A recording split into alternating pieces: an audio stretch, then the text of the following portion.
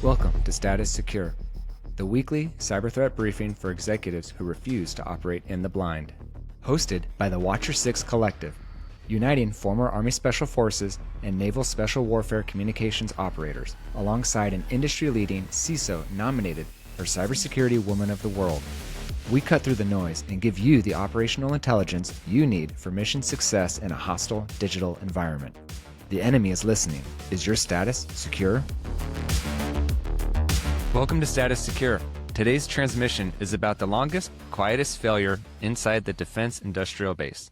There's no breach, there's no threat actor, there's no alarm. There's just a slow erosion of a control library that was stood up in 2019, certified clean in 2021, and it's now 2026, a paper ghost. The senior network engineer who built it retired. The compliance lead who maintained it left for a prime. The new CISO came in with the vision to modernize. And nobody sat down and asked, do we still actually operate the controls we're telling the government that we operate? So that is the question your C3 PAO is going to ask you. And if you don't know the answer, the assessor will provide one for you. So, CISO, when we were discussing the topic for today's episode, this idea of a deprecated control environment was at the top of your mind. Can you expand on this for us? This is, people are really familiar with tech debt, right? That's where, but people don't really think about, I don't know what to call this, maybe, definitely control drift, right? There's usually a control library, right, that sits somewhere. If you have a GRC tool, it probably sits in there. But let's take a look. Like, for instance, NIST 800, 171 has 110 controls, 320 assessment objectives. Who can remember all of those, right? Especially if you're looking at multiple frameworks and standards.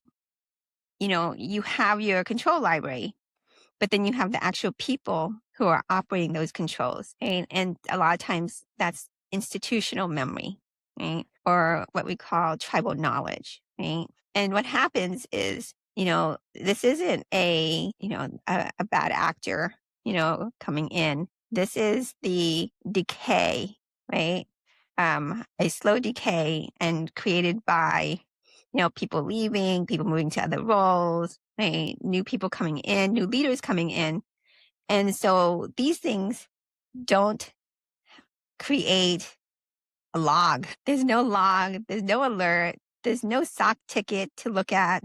Most of the time, you don't find it until an audit or an assessment happens. But by then, your control hasn't been operating for who knows how long, and so things are missed. So that's the problem, is it's still documented that you have these controls, but they're not operating effectively or operating at all anymore. But the government, right? When you got your government contract, it says that you have these, and the expectation is that you're going to continue to operate these controls, right? So, so the reality is, where is your control library? Who owns each control? When was each control last validated against the system that it's actually running on today? If you can't answer those in 60 seconds, you really don't have a handle on your controls. If you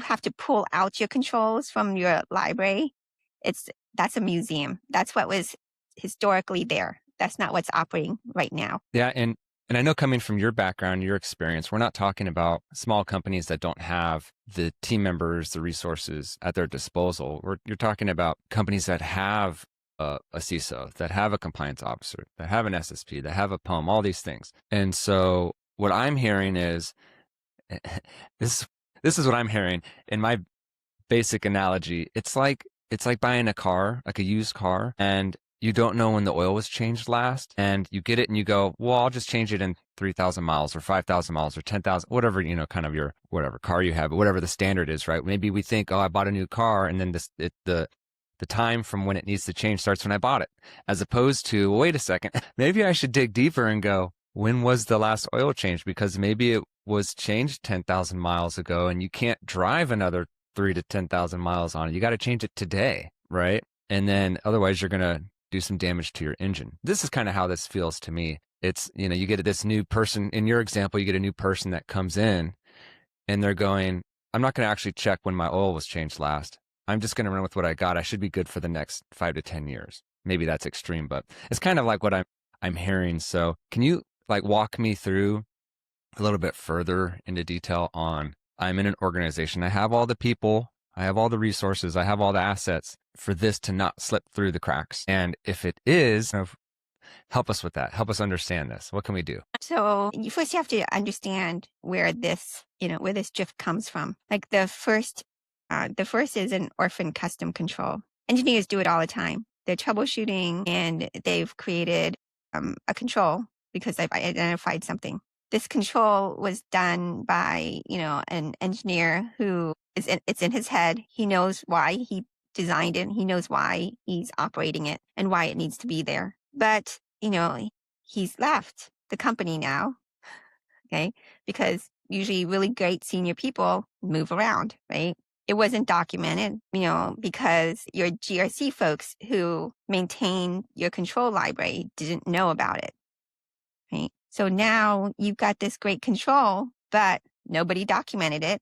The person who designed it and operated it has left. So now it's not, and all of a sudden something happens and you're like, and you do a root cause and it's like, hey, we used to do this, but we don't do this anymore. Why don't we do this anymore? And it turns out because the person who used to operate it is no longer here. That I see that quite a bit, right?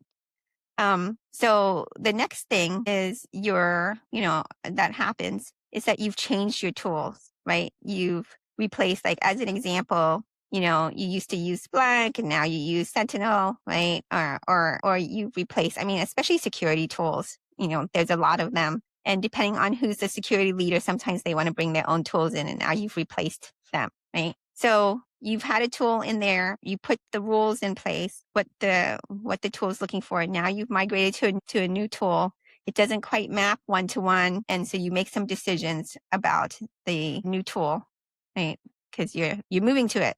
You're not going back. So let's say maybe there were 50 rules and let's say 30 of them mapped one-to-one between the tools, but then 20 didn't map quite one-to-one. So now you have to translate or tune the rule, right, to get it to work in the new tool. So, and then, so you do that because maybe the new tool has an additional cost for things.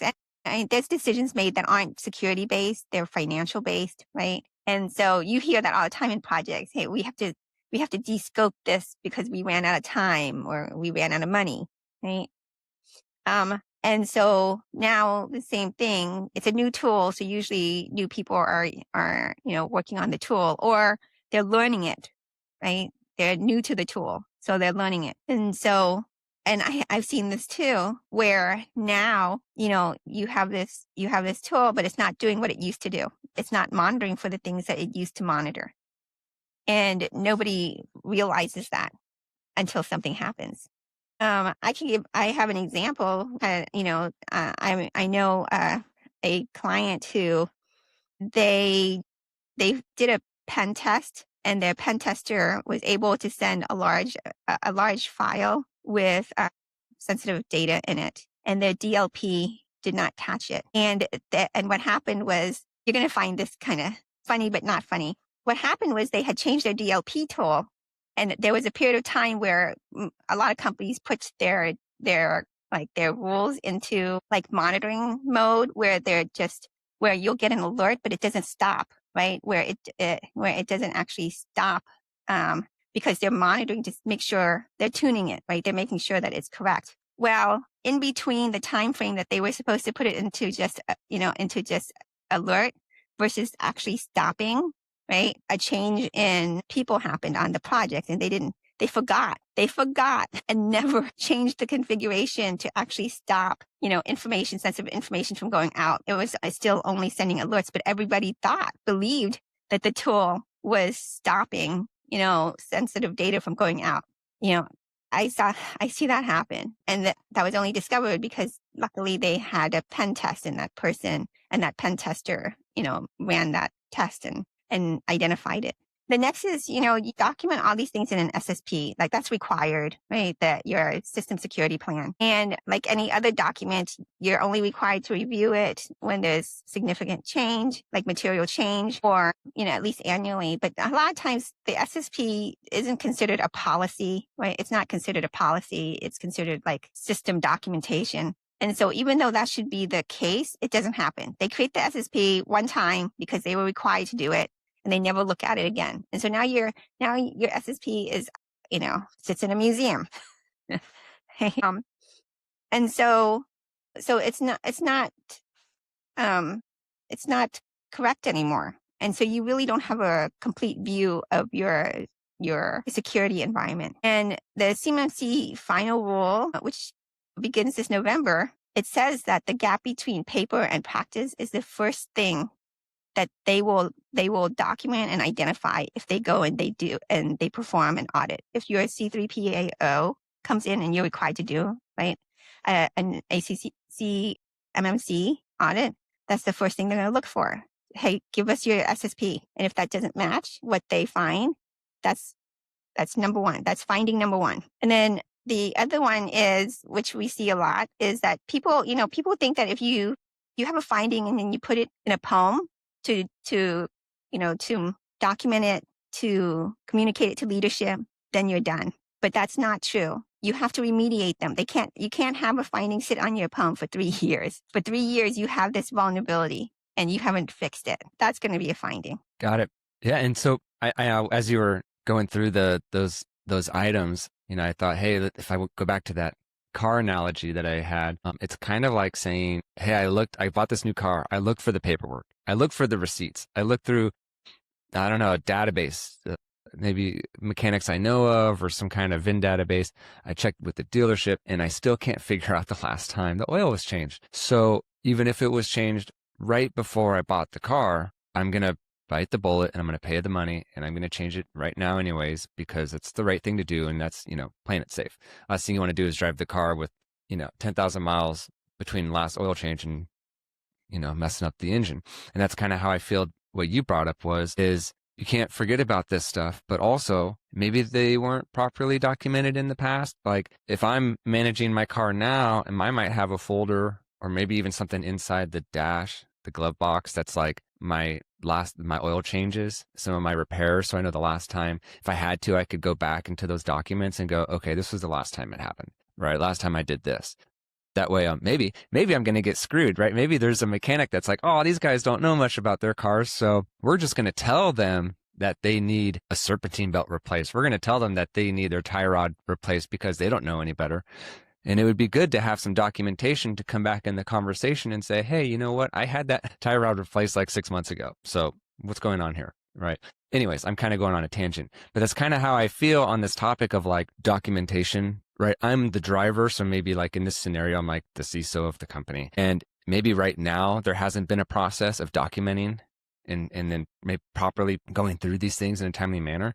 And I might have to be the person that kind of creates that process and steps in and makes sure this stuff is there. But maybe it's not the thing I do later. Maybe I delegate that. And then we have kind of a corporate system to make sure this doesn't happen. So on that, what would you say would be like, how could you take my analogy, but translate it into kind of reality for this topic?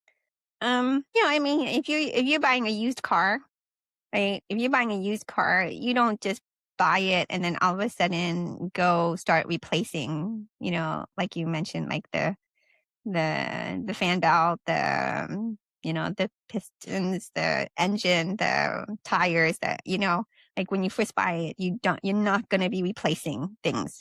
Like that's not prudent, right? What you want to do is drive that car for a little bit, get to understand it, right? Before you start replacing things or changing things on the car. That's the same thing. If you're an incoming leader, there's probably reasons why, sometimes leaders come in and they see things are like, for instance, redundant activities, but they don't have the history. I see that too. They're like, why do we do this? And it's like, well, the reason we do it this way is because there was an audit finding. And so we designed this to meet that, to mitigate the risk that was identified during that audit. Well, you come in and you're new, you don't know that. You just look at it and you think, well, this is a weird control. Why do people do this? Because you're coming in with controls from other organizations, and those organizations had different issues, different vulnerabilities. So, before you make any changes, you need to really understand, why, how the car is functioning, why it has, instead of let's just say you bought why is this model of this part being used instead of this other model, right?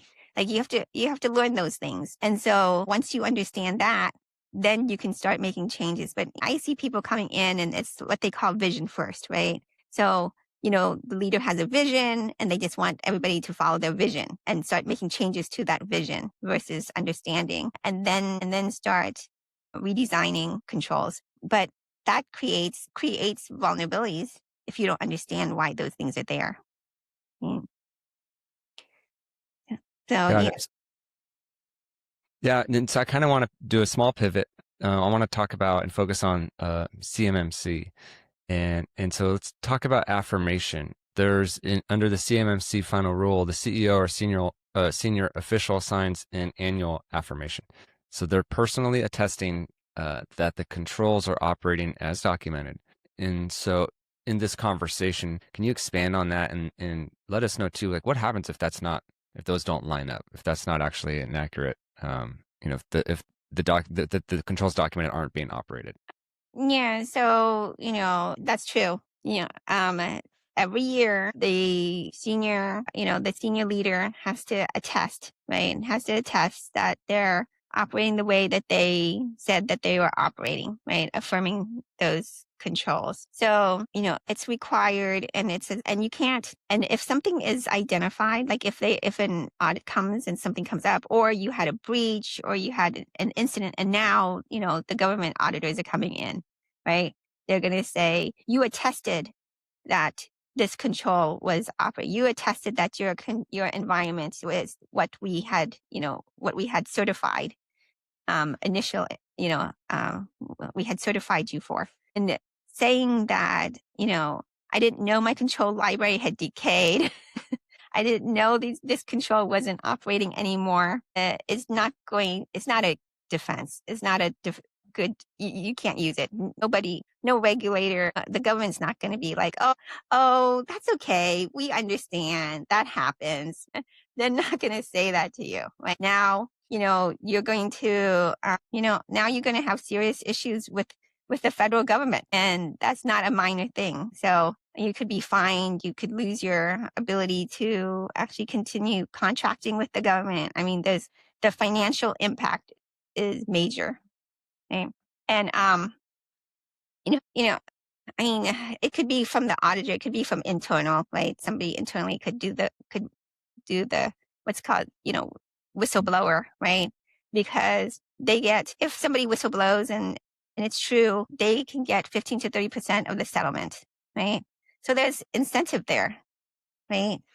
And it may not even be financial. A lot of people are just very, want to do the right thing because these are contracts to our federal government, right? Meant to protect our country, our national security.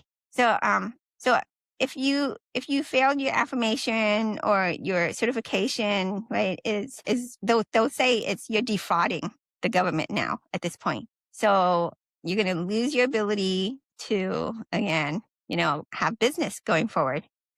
So in phase 2 of the CMMC Final Rule, which begins November 10th of this year, so that's not far away, Level 2 certificates will start appearing as mandatory contract requirements. So you can't have compliance drift. You're going to be required to look at your certificate, your attestations annually. And annually, you need to know that your controls are operating. So we have 6 months until phase 2. Let's talk about marching orders as we wrap up this episode. What are 3 things that an executive listening, someone who can make these decisions, can do starting tomorrow that they can, that they have as action items to ensure that they're not falling into this trap or into this thing that they didn't even realize maybe was happening, this compliance drift. So what can they do? There's 3 things that they can do right away. One is walk through your control library, right? Take a look at it. Your control library should have you always start with a policy. So every single control should be able to map to a policy, right? That governs that control. 2, you need to understand, whether it's a manual control or technical control, how is that control operating? And then who's responsible for that control? And then the last time that control was actually reviewed and validated, that it was operating effectively. You need those 4 things. So that's the first thing, is take a look at your control library, make sure those 4 metadata are filled in, and that the last time that control was reviewed wasn't older than 12 months.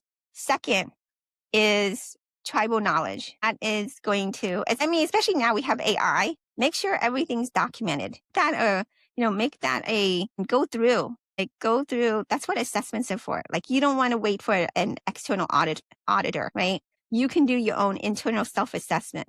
Always keep checking to make sure that you're doing what you say you do. If you say, hey, every control needs to be documented, assess that. Make sure, go do deep dives. Take a look at those SIM rules. Ask, hey, I see here there's all these rules. Why do we do this rule? Why do we do this rule? Why do we do this rule? Next is, I would make sure, because incoming leaders, they always want to put their stamp on things. They always want to have their vision, but make it a policy that any leader coming in, and this is just good practice, not only in security, but just in general, any new leader coming in, has to take 30 days to review what controls are that they're accountable for. What are the controls that they're accountable for? 30 days. They need to understand that. Why do we do this control? Why is this control here? They need to understand that before they start making changes to their environment. And I think you'll appreciate this, right? The new commander does not change the watch order until they have walked the post